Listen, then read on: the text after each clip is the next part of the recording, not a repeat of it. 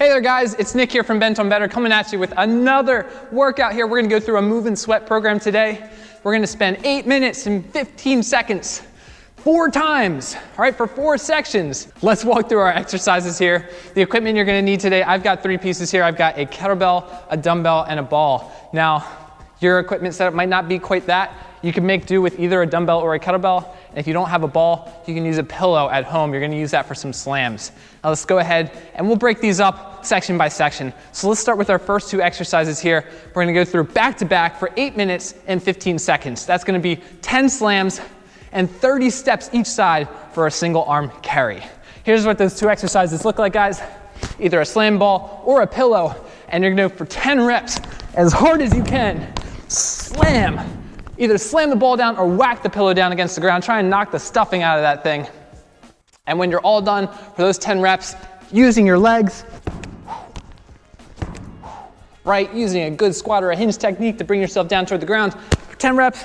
After that, you'll follow it up with a single arm carry. Now you can do this a few ways. I'm gonna show you 3 ways that are gonna test your ability to control that weight.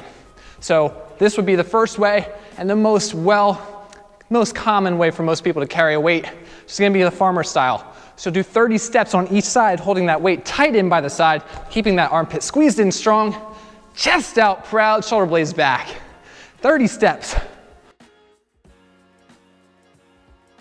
Now, once you complete 30 steps on one side, you'll switch it over and perform 30 on the other side, and then put the kettlebell down or the dumbbell down and pick that slam ball back up and go through another 10. If you want more of a challenge with that carry, there's a few more ways that you guys can carry that weight. So this would be the second more difficult way to carry the weight, which is a top rack position. If you're using a kettlebell, you're gonna keep that fist pointed towards your chin, elbow tucked in nice and strong against the rib cage.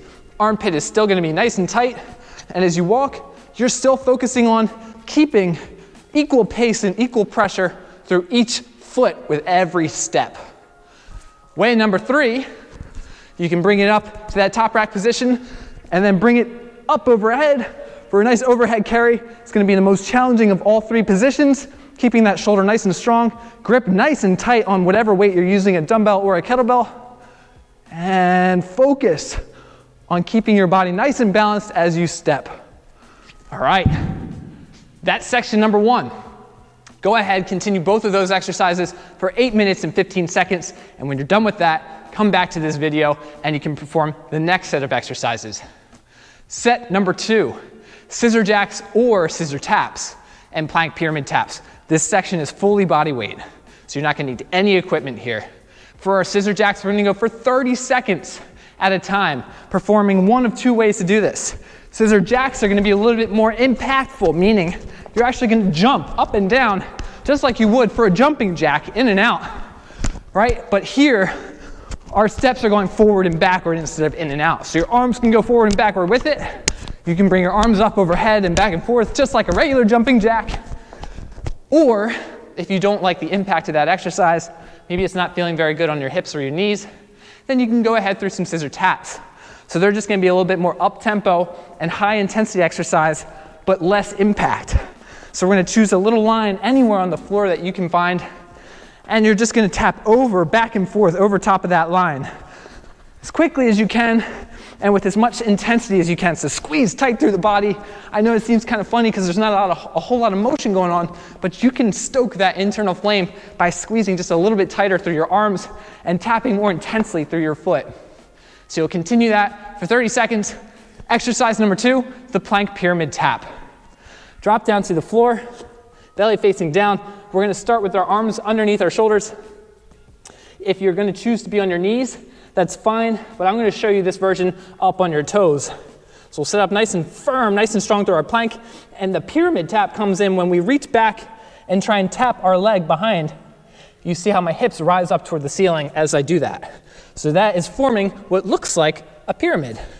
So we're gonna do 10 taps total. The further back you reach, so if you reach all the way to your ankle, the more difficult this exercise. The shorter your tap, the easier the exercise, or the more supportive. Choose the one that works for you, 10 reps total, and then bring it back to your scissor jacks or your scissor taps. Section number 3, arm runners for 30 seconds and squat heartbeats, 10 total, back and forth for 8 minutes and 15 seconds. That first exercise looks like this. We're gonna plant our feet firmly into the ground. We're not gonna move them at all for this exercise. We're gonna be swinging through the shoulders like we're running a race without moving our feet. So we're swinging tight through the shoulder.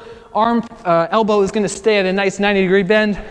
And our hands are going cheek to cheek, face cheek to butt cheek as we swing for 30 seconds. When you're done with the 30 seconds, you're gonna move on to your squat heartbeat. Now you can use a dumbbell or a kettlebell for this. I'm just gonna use my dumbbell here. And you're gonna drop down into your squat by holding it here in this nice tight goblet position first. Come down to your squat, press it out and back in for 10 reps total. Now this exercise is gonna challenge your ability to balance in that low position in your squat.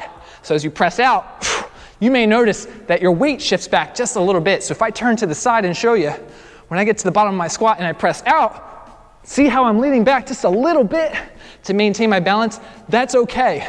Now you don't have to, so as you press out, you might not lean back a whole lot, and that's okay too.